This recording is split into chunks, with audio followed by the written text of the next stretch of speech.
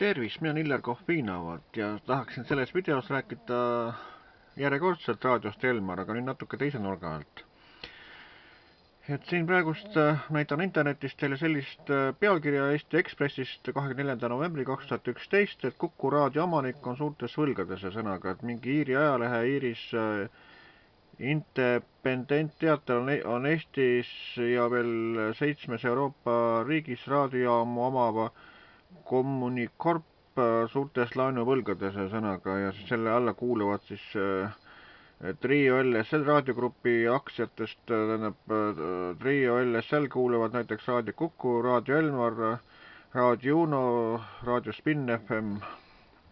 Ja miks ma seda räägin? Ma räägin seda selleks, et kui Elmari raadio oma algusaastatel oli ju täitsa nii, et populaarne ja kuulatav raadiosõnaga, et nii, et Vikerraadioga praktiliselt võrdne. Aga tänaseks ju ma ei tea, palju seal Kuku raadiol kuulajad on, kas tal üldse on kuulajaid, Elmari raadio kuulamine kukub ka kolina alla selle poliitika pärast, mida nad seal teevad, ja siis Uno raadio nime all vist eksisteerigi enam, ma ei tea, mis raadio ta nüüd on. Nii et siin on jah selline pealkiri, et Kuku raadio omanik suurtes võlgades. Nii, ja siis üks seik on veel see, et Elmari raadio esimene juht oli Jaan Aabiht. Ja temaga seoses mäletan sellist asja, et kunagi oli selline asi, et mul oli üks sõber oli Tartus elas ja siis ma saatsin talle pidasime kirjavahetust ja siis saatsin ka Elmar raadio tervituskirja talle ja siis ta läks sinna Elmar raadio toimetusse siis seda tervitusi ära viima ja siis Jaan Aabiht oli käratanud peale, et lõpetage see jama ära sõnaga, et mingisugust tervituskirju see ei loeta raadios ette ja niimoodi sõnaga. Aga hiljem hakkasid ikka savisaated toimuma ja siis, kui Andres Panksepp oli peatoimetaja, siis oli ikka nii, et loeti kenasti neid tervituskirju ja asju ette seal. Nii, ja siis kõige naljakam on nüüd see, et eelmise aasta sügisest alates, et Elmar raadio endine peatoimetaja Ove Petersel pani ameti maha ja läks mingis botaanikaaeda läks tööle sõnaga. Aga nüüd vaadakem Vikerraadios, näete, siin on olemas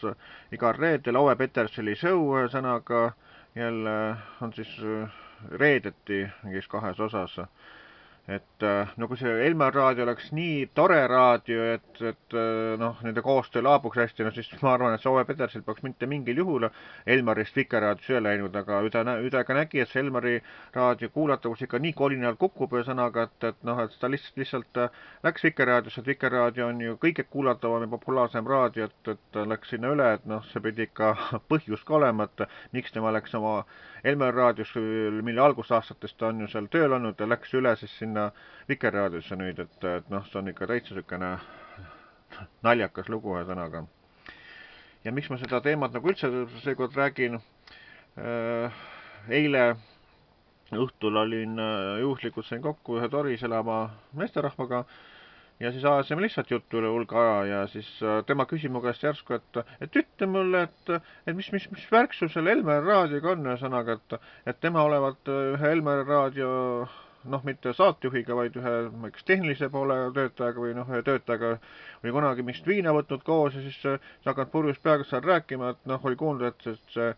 meesterahvas on Toris pärit, et kuule, kas sa Illar Kohvi ka tunned? Tunnen küll, et tea, mis värk seal siis on, et Elmar raadios on Illar Kohvi kirjade eetris lugemine ära keelatud ja kõik tema need värgid ära blokeeritud, et sõnaga, et ei tohi Illar Kohvist üldse midagi kuulda, aga lasta sõnaga nii, et mis asi see on. Ja siis ma talle siis selgitasin sõnaga, et jah, et saada korralikke tervituskirju siin Elmarisse, aga midagi eetrisse ei loeta ja kuigi siis teeme eksperimenti, ütleme siin Eiki Ainsaluga ja Marika Ainsaluga, et nemad saatsid ka tervituskirju ja panid Illar Kohvi tervitused seal samamoodi ja et kõik muu loeti neile ette, aga Illar Kohvi nimi jäeti välja, et see sõnaga, et siuke täitsa haige värk ja sõnaga. Aga nii, et ja miks ma olen siiamaani Elmarit kritiseerinud ja mustanud ja sarjanud ja sõnaga YouTube'i videot, siis ma teen seda jätkud edasi, ja nüüd ma saatsin sinna Emorisse ka siis selle küsisin, et millal see raadiokuulamise edetabel või see uus tehakse, siis öeldi, et sügisel. Ma loodan, et sügiseks läheb see Elmar ikka päris, ma ei tea, 10. koha peale selle edetabelis või nii, et see kuulavus langeb veelgi, et kui nad ikka siuksed siga seal mängivad ja sõnaga, et valivad näo järgi tervituse sõnaga ja kui sa helistad Mari-Liis Männikul mobiili peale jälle esimest korda, kui ta mulle vastas, siis ütles, et jah, appikene, täna on ju pühapäev ja midagi muud ei vastanud, mingit kirja ei saada sulle midagi, kirjavastust, ja siis on niimoodi, et kui sa helistad talle uuesti, siis ta ei võta üldse vastu, et ta on nagu need numbrid ära märkinud juba, kes, missugused ebameeldivad inimesed talle siis nagu helistavad, et keda ta vastu ei võta, et noh, kui niisugune tsirkus edasi kestab, et noh, loomulikult, et Selma Raadio läheb omadega nii põhja, et ei ole siin midagi rääkida, et see mu eesmärk ongi, et kui nemad minuga sigatsevad, mina sigatsen vastu ja loodan väga, et nad kuulatavus kaob ära, nii et Selma ükskord ongi nii, et kuulavad ainult iseendid, ühesõnaga, et vot niimoodi jah, et seekord siis selline jutt, ühesõnaga, et mina olen Illar Kahvinevalt ja Elmari raadio on üks raadio küll, mida ma loodetavasti arvata kaua eksisteeri enam.